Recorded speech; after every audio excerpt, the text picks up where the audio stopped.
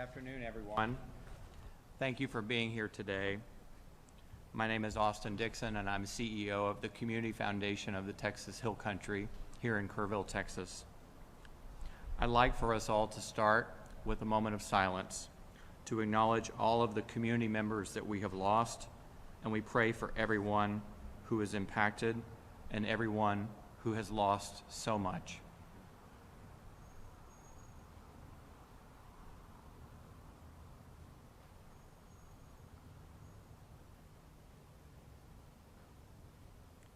Thank you.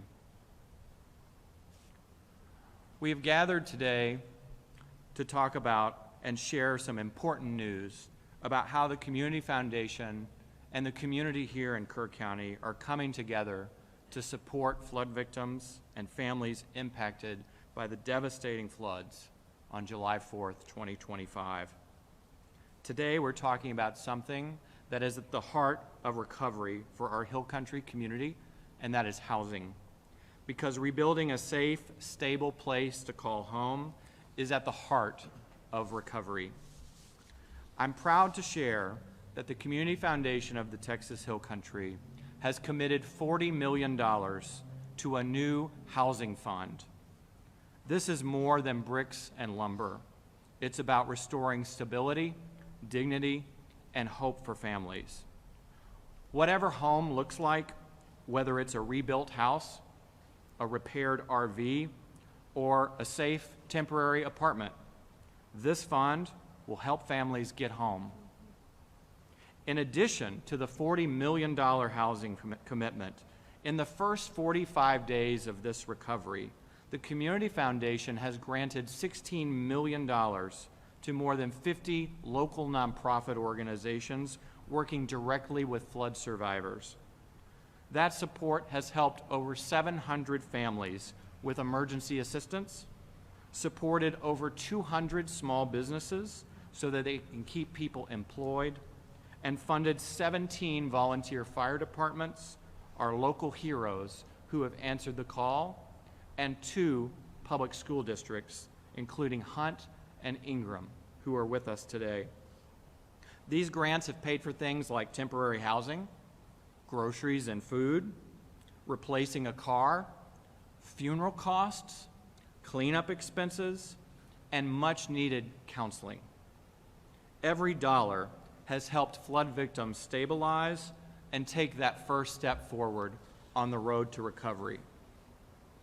We have also made grants to get schools to open safely and on time. We have funded a water system in Hunt, Texas, so that it's repaired and operational, and a recovery center also in Hunt to support civic needs and to have a safe place for kids to meet after school. The Community Foundation of the Texas Hill Country has organized its long-term response into 4 categories: housing, mental health and well-being, economic recovery and quality of life, and long-term recovery needs. The $40 million commitment to housing is the first strategy to be funded, and it will support temporary housing assistance, including displaced families housed through Airbnb.org, who is with us today, repairs and rebuilding through trusted nonprofits and local builders, some of whom are also here today, RV repairs and replacements for families whose RVs were their home, and case managers who will pull it all together and walk with families through this recovery side by side for the next 18 months or more. The Community Foundation's Board of Trustees has appointed a local advisory council, local leaders who know our community, are from our community, and understand housing, many of whom are here today, who will guide funding decisions of the housing commitment and ensure resources stay local and are put where they needed most. Their recommendations to the Foundation's Board of Trustees are an essential step in effective philanthropy and community-led response to disaster. This is one of the fastest and the largest philanthropic responses ever mounted by a community foundation. And it's proof what we already know about Texas and the Hill Country. When disaster strikes, it brings out the best in all of us. We are deeply grateful to all of our partners who are with us today, including the Governor of the state of Texas, Governor Abbott, state and federal officials who have been here since day one to support us in our efforts, Airbnb.org, local nonprofits, local builders, community leaders. This is not just recovery, it's rebuilding lives together. Thank you. Well, Austin, listen, congratulations on your announcement. Thank you for everything that you have done so far. I would amend what you said. In my experience as governor, I've never seen a community or a foundation respond faster at literally getting the resources donated to the people who need it the most. Let me kind of walk through the standard process that we go through in responding to a disaster like this, and then comment about what you guys are doing. So anytime when we see what happened either here in Kerrville or what happened in Hurricane Harvey, name the disaster. The first thing we focus on is saving lives. And that includes the ongoing search and rescue operations. The second thing that we focus on is things like removing debris. Then we work through that process on legislation. And by the way, as we are speaking right now, the Texas House of Representatives has taken up multiple pieces of legislation that fully respond to all the needs of the Kerrville, but also the other areas affected by all of these devastating floods. I am told that just as I arrived here, the Texas House of Representatives passed out of their chamber the camp safety bill to ensure that camps in the state of Texas will be safer from flooding events that cost lives like this one did. Then all along the way, what's necessary is the rebuilding process. There are so many people who are displaced that we need to be very empathetic to.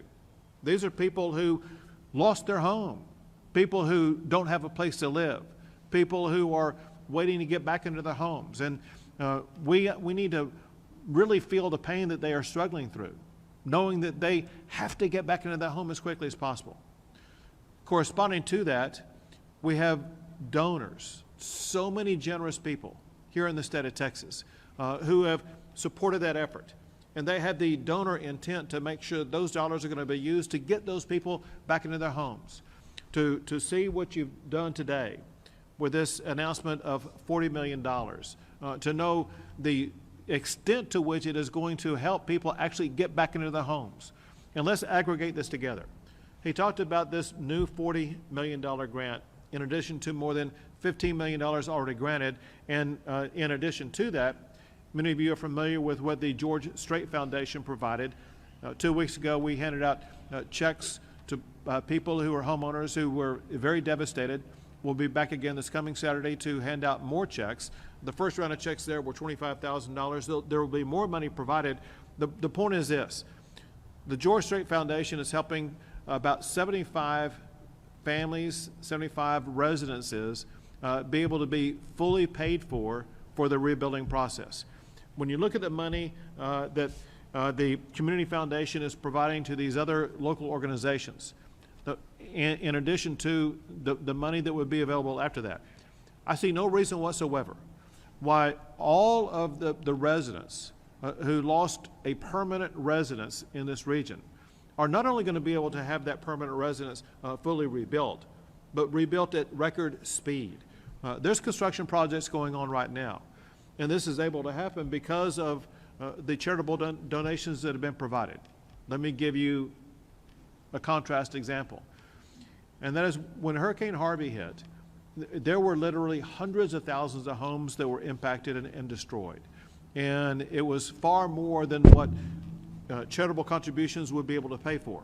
As a result, it got stuck into a process that goes to the federal government, that goes through HUD, and it literally takes years, maybe even a half a decade, to get people back into a permanent residence. What these people at this table are doing, they are ensuring that the people of this community will not be going through that experience. They're getting people back in homes this month, next month, very quickly. And this is not only a record amount of money being provided to local residents, I think it's going to be a record speed at which these homeowners are going to be able to get back into their homes. And so I just wanted to be here and say, Austin, thank you for your leadership of this, but also for everybody at this table who will be the local partners involved in the process of making sure that this community is going to be able to execute on the promise of these funds to get into the hands of all the right people to ensure that everybody who is displaced from a permanent residence will be able to get back into that home as quickly as possible. So thank you for doing such a great job. Thank you, Governor. Thank you.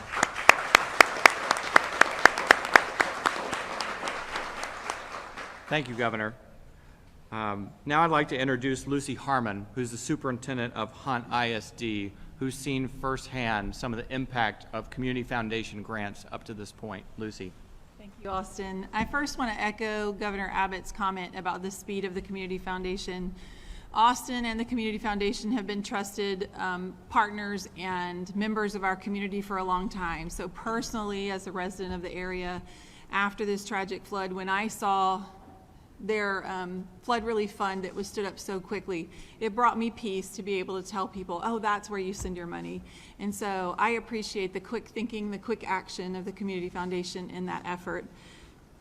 In the fast-paced 6 or 7 weeks that have followed, the Community Foundation has been there for us time and time again. Our students and families are facing incredible challenges right now, but I do want to tell you the support we've received from the Community Foundation and others has been unbelievable, and it's been very meaningful. I do really great when I'm just pressing on in my day, but when I have to stop and think about how blessed we've been with the people that have supported us, it does tend to choke me up, so I will move on. The support for this housing recovery initiative will be very impactful for us as educators. Our students thrive when their housing situation is under control, when they're in their homes and their homes are stable. And so we appreciate this effort because it really supports our students and our families in a meaningful way. We're grateful for the generosity from the Community Foundation that we've all experienced so far. I can tell you personally, I serve on the Community Allocation Committee for the Hunt Preservation Society, and I see several of my fellow committee members here, and I know they would echo the same sentiment. We were so grateful to receive $300,000 from the Community Foundation. We were able early to host an event at the Hunt School that offered resources to our families and our residents that had been displaced or received flood damage, and we were able to immediately put funds in their hands. And that was not only such a joy to be a part of, but it meant so much to them. They were just so touched by the fact that they were able to walk away from that event with immediate funds to help them get started, so we were appreciative for that. In addition to that, if you've never been to Hunt, it is not an incorporated city, and so it has a community water system. The school district used to work off of a well system, which you can imagine is a disaster when trying to ensure that water safety for children. And so we transitioned to be a part of the water group, the community water system there in Hunt, quite a few years back. And so this $370,000 the Community Foundation has done in support of our water system is not just important for the community, important for the school, but it is it's what we really needed at a time that we needed. And so we appreciate that, because anything that can help us with that infrastructure is powerful. I'm excited about the $500,000 grant that the Hunt Preservation Society is receiving. Again, if you've never been to Hunt, we have 4 buildings. We have the volunteer fire department, we have the school, we have the Hunt store, and we have the post office. We now do not have the Hunt store or the post office. Both were devastated in the flood. And so this $500,000 is going to a community center that will be placed in that central part of town. It will serve as a gathering spot for us. It will serve as a temporary post office. That's a big deal for us. We're currently driving at least 45 minutes round trip to even collect mail if the traffic's good. And so these things will not only be convenient, but it's just a real morale booster for the community to have those things back. My students, several of my older students would commonly walk to the Hunt store after school and hang out waiting for parents, and they've lost that. And so we've also talked about that community center having like a student center in it where kids can hang out in that transition time. And that will be so meaningful to every single community member and every single student at Hunt School. So we're so appreciative for that grant. Then finally, we did receive a little bit of flood damage at the Hunt School. In addition to that, we immediately turned the Hunt School into a recovery and response responders support center. And so we operated 4 or 5 weeks housing responders, K-9 units, all kinds of things, feeding them. And so it took a little bit to pivot from a recovery center to a school, and the Community Foundation was there with whatever we needed, and we appreciated that support. We were able to open school yesterday. We are having day 2. Day 1 was very successful. We are on day 2, and so we appreciate that. Our classrooms do not smell like K-9 units anymore, and all of this is thankful to the Community Foundation for their support in this effort. The Community Foundation, I want you to know, is making a real tangible difference for our students, our schools, and both Ingram and Hunt schools and our families. Together, we're going to ensure that children can focus on learning and healing while their families can rebuild their lives. Thank you. Very good. Thank you, Lucy. Thank you, Lucy. I'd now like to introduce Bobby Templeton, who's the former superintendent of Ingram ISD, and he's the chairman of the West Kerr Chamber of Commerce. Bobby. Thank you. Governor Abbott, thank you for being here, sir. Sure. It's an honor getting to sit up here with you. It really is. As someone who's worked alongside families and first responders and nonprofits for years, I can tell you that these grants make a huge difference. They not only support the people who protect us, they take care of our families, they take care of our parents. And in just 6 weeks, millions of dollars have gone straight into our immediate relief.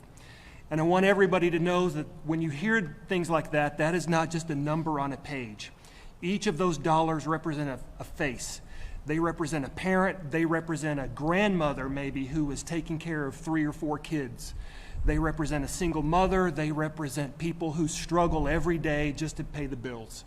So when we talk about relief, we are talking about actual human relief. Austin, thank you very much. From my perspective as the West Kerr chair, I cannot tell you how important the Community Foundation has been for our recovery. We did have quite a bit of damage. One of our buildings was completely lost. We had to relocate some of our operations. Our security fencing was torn down. We have several $1 million worth of damage. And a couple of days after this happened, I got a few calls. I got a few calls from the state. I got a few calls from law enforcement, first responders. But one of those calls came from Austin. Thank you, Austin. And he didn't ask what was going on. He knew. He just said, what do we need to do? And I started to explain what he could do, and he said, wait a minute, I'm on my way. Let me drive out there. Meet me in about 20 minutes. So 20 minutes later, he was there, and it was like a breath of fresh air. We felt so dejected. We felt helpless. We felt things that I've never felt before. And there's a few seminal moments throughout this tragedy that have really helped us feel whole again. And one of those seminal moments was my conversation with Austin Dixon when he said, the Community Foundation is going to be here. We are going to take care of you. We've got this. And out in the middle of a big debris field, you actually saw 2 grown men out there hugging. And so I just want to say thank you to that. Throughout this, somebody asked me earlier, said, how do you feel about all this? And the word that I gave off the cuff kind of was inspired. Although it's really sad, it's tragic. We have families that have lost everything. We have teachers that have lost everything, community members. But for me, the thing that strikes home most is just how inspiring this is. There is what I'm calling a uniquely American spirit that kind of runs through all of this. One of my jobs in the few days after this happened was delivering food. And I had the privilege of delivering food to first responders from all over the country, Michigan, Indiana, Arizona. I even delivered some food to the Mexican Navy, and I didn't even know Mexico had a Navy. But it was so inspiring, and I've never been so proud to be an American, for all of these people just to show up to help a tiny little fly speck of a town they've never heard of, people they don't know. One of these days, I hope we in the West Kerr community are able to load up a bus and go help somebody someplace else. So it's been very, very inspiring. You know, and we're going to hear this over and over, that the road is long and it's, you know, it's not a short turnaround. But we are already starting to see a really big crisis in terms of housing. So many of the people that we deal with, Lucy and I in our school and in West Kerr County, are very poor. They don't have 2 nickels to rub together, and when you give them $5,000, it is like giving some of us $50,000. It's just unbelievable. And to see the look on those people's faces when you're able to give them some money, and not only give them money, but give them hope and give them a future, it is probably one of the coolest things that I've ever experienced. And I thank you for that. I cannot tell you how proud I am to be an American and how proud I am to be a Texan through all of this, and how proud I am to be part of the Kerrville and West Kerr community. We're a special lot, I've learned. And one thing one of our coaches told me and keeps telling me over and over, and I'm going to tell it to everybody, and that is this: we got this. We got it. Thank you, Bobby. You're welcome.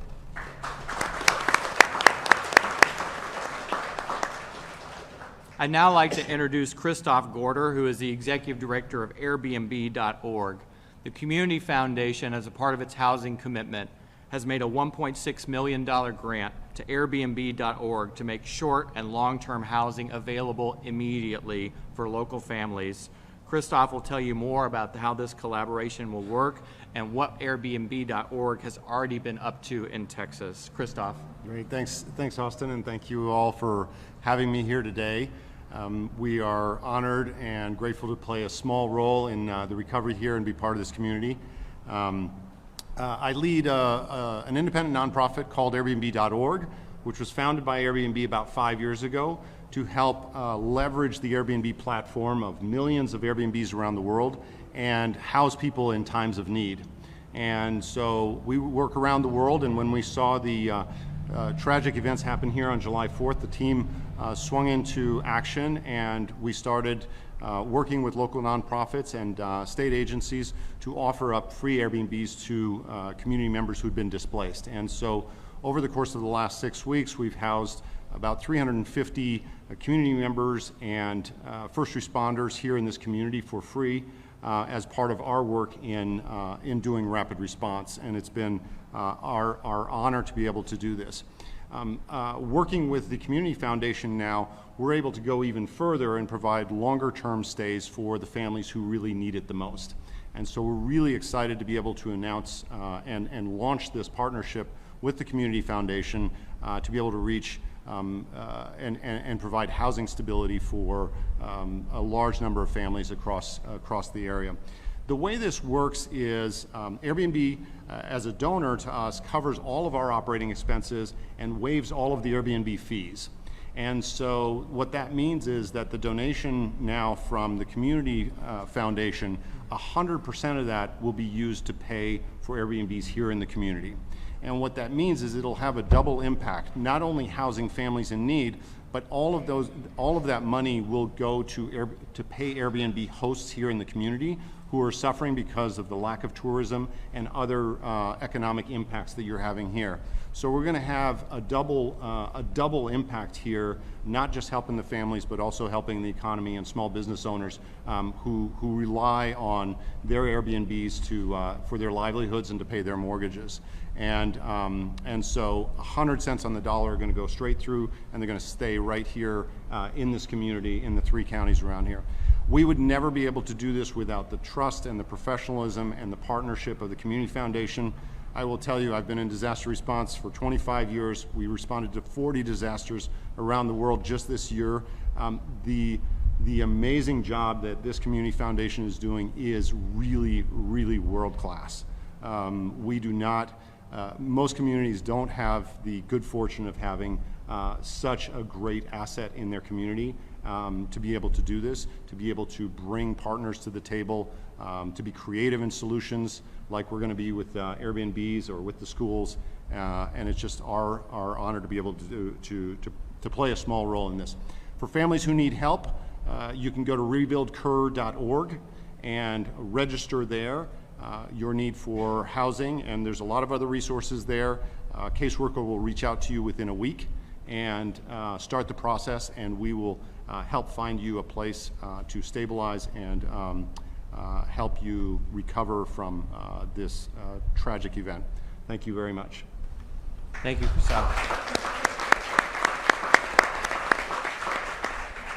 Part of housing recovery is about temporary housing assistance while people need to take a breath and figure out what's next for them, or while their home is being worked on. And our next speaker is a local builder and a grantee partner of the Community Foundation, Katie Culver, who is a part owner of Kerrville Design Build, and they are part of literally building homes as we speak. They have been in the work for several weeks. We are honored to put gas in their tank and help them keep going. And we'd love to hear from Katie about what they've been up to and the difference they're making in our community. Katie. Hi, I'm Katie Culver with Kerrville Design Build. Thank you, Governor Abbott, for being here today. Thank you, Austin. The last few weeks, the last 6 weeks have been a whirlwind, and we've been down there. We've been able to really start helping people immediately. We have an incredible team. We got hooked up with a great family, and with the fund given by the Community Foundation, we're able to help them tremendously. Our goal is to bring hope to people. We have vetted subcontractors that are coming in and donating. We have licensed electricians, plumbers, people that know what they're doing helping families down here, and that's so important. It's important to pour the money into the locals that need it, and we're there, and we're so excited to see the community get hope and start to really getting rebuilt. This is truly a gift, and we are so grateful. We're not just rebuilding structures, we're rebuilding lives, and to get to be a part of this, to get to watch this firsthand is such a blessing. And again, we're just so grateful for getting to do this and getting to do this the right way. So these families feel that they're in a safe place, a place that has been done by people who really know what they're doing. So thank you so much. Thank you, Katie.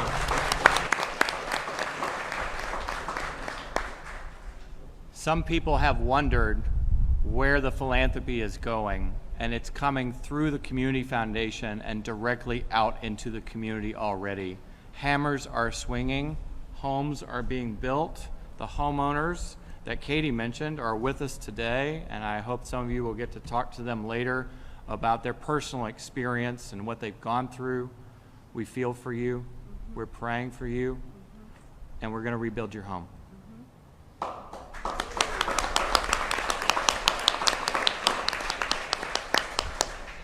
And while you're one family, there's so many others that need this hope and this gift, and we'll be there for them too.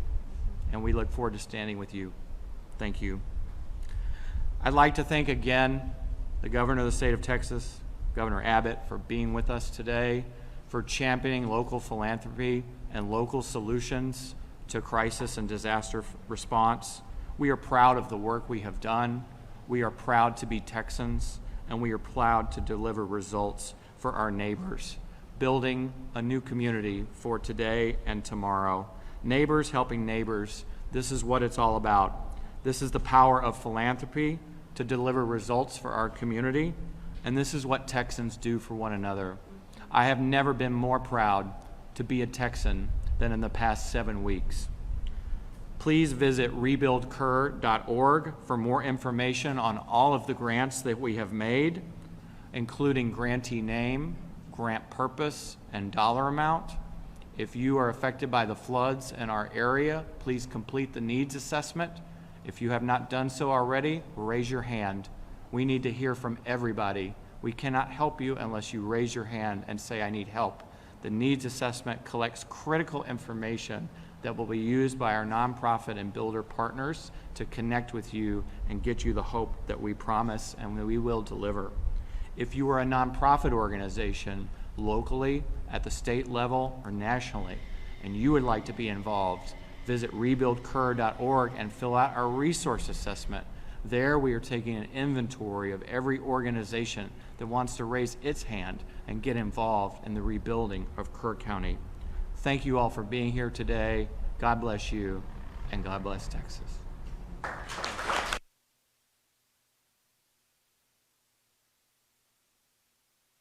Take a few questions. So you have this $40 million pledge to housing specifically. Is there any timeline on where you're going to put the rest, when are you able to put the rest of the money into the other? In the other pillars, great question. So the Board of Trustees of the Community Foundation made the $40 million commitment to housing. They're next turning their attention to mental health and well-being. They have appointed an advisory council of local leaders and mental health experts from a variety of disciplines. That group will meet next week, and they will take in input and data and make a recommendation to our board on how much money should be allocated for mental health and well-being. And once that decision is made, we'll then move on to the other pillars. The Community Foundation's long-term response plan is going in this order of housing, because we need to put people and roofs over folks' heads. And then the next crisis that's coming upon us is mental health and well-being for all those of us, including myself and everybody involved who's carrying heavy burdens right now, and they need the mental health and support that they need. And then we'll move to quality of life issues and economic recovery. We're so grateful for our partners with the state of Texas, with his SBA. The governor is hosting an event next Thursday focused exclusively on business. And we're grateful for that. There's a lot of resources that will be coming to the aid as well, and we hope to tap into that in the future. Thank you. How are we going to help the mental health of, we have a big issue here in Kerr County. MHP says they've served 12,000 people since July 4th. But this is such a wide-ranging event across the state and nation. How do we help those who lost children in Dallas, Fort Worth, the families that were lost in Midland, Odessa? What are we doing to work with those organizations? That's a great question, and one that our Mental Health Advisory Board, our Advisory Council will take under consideration as well. They're a team of psychologists, neuropsychologists, licensed clinical social workers, school counselors, and licensed professional therapists, and they will take in good information and determine how we can help in the best way forward. Governor, we know that a lot of that the Community Foundation's money is from all of these amazing private donations, but a lot of the survivors I'm speaking to are wondering the difference between the state money and the private donations. So where is the state money that I think you mentioned a little bit about during the press conference trickling down when it comes to housing and things like mental health and small businesses as well? Sure. So the state has already spent well over $200 million, and that is for the initial emergency response, initial recovery operations, things like that. The legislature is voting maybe today on adding another $200 million to assist with this process. There are a lot of different things where they provide assistance for. One are things like debris removal, which is going to be an ongoing process, and other strategies that will arise. And then, of course, we will be working collaboratively, as Austin mentioned, next Thursday to begin the process of helping all these businesses get up and running again, as well as work alongside our local partners to make sure everybody's going to have the opportunity to get back into their primary residence as quickly as possible. Governor Abbott, SB1 has language in it that is potentially makes it difficult for the camps to reopen or to ever open again. What is your assessment of that? So, first of all, there were some issues involving the first iteration or an iteration of SB1 or HB1, both of them. So my understanding is it passed out today out of the Texas House. There were modifications to that because I've been on the road. I've not had the chance to see that, so I'm not able to answer your question other than to say this.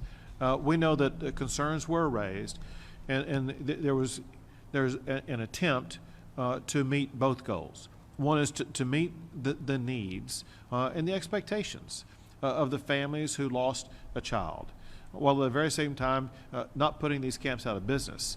And I think from what I hear that the House was able to achieve that goal in the bill that they passed off the House floor today. Governor, building on the state funding question, what is your reaction or response to some Democrats who questioned why you didn't redirect state funds? Sure, they were just either uninformed or purposely misleading. Because the fact of the matter is that the state began spending money the day before the storm even hit. As an example of state money being used, in the first 24 hours, state resources were able to either rescue or evacuate more than 1,000 people. Think of the helicopters. Think of all the big National Guard equipment and personnel and Texas Department of Public Safety. And that process didn't end on July the 4th or July the 5th. It continued for weeks. And we're still spending money this very moment in time on ongoing search missions in the river. That point aside, debris removal is a large financial burden that the state is assuming to make sure that's going to be taken care of as quickly as possible. As I mentioned earlier, before today, the state has spent well over $200 million. We're spending more every single day. We're appropriating another $200 million. And so anyone who said otherwise really just didn't know what they were talking about. One more question. When we think, are you considering, floodplains and, speaking with homeowners, speaking with businesses about considering which areas may be at risk, are you considering floodplains in rebuilding? Couldn't tell, was that your to me? Are you trying to him? It could be whoever is best to answer that, So, at this stage of, you're giving sure. funding, you're saying, hey, we'll help people build their home, but are you speaking with those homeowners? You can try it if you don't have it up. Give an answer. Where it's best to rebuild, where it's not? Yep. So here's the way this works, and that is, it's going to be up to local governments to make the final determination about which floodplain map to look at. And it is important that once that map is chosen, that the rebuilding take place either outside of the floodplain, or there are ways in which houses in the floodplain can be elevated so that they are actually above the floodplain. We've done that in Houston, and we've done it elsewhere. I know it can be done here also, if that is what the resident chooses to do. So there are several options, but the initial action that has to be taken is for the federal government to issue what they consider to be the different floodplain maps, and then the local government deciding which map to use for, in this case, in Kerr County, and then determine which homes will and which will not be in that floodplain. Maybe to answer your question a different way, I don't think resources are going to be used to rebuild houses that are in the floodplain, but we don't know exactly right now where that floodplain contour will be.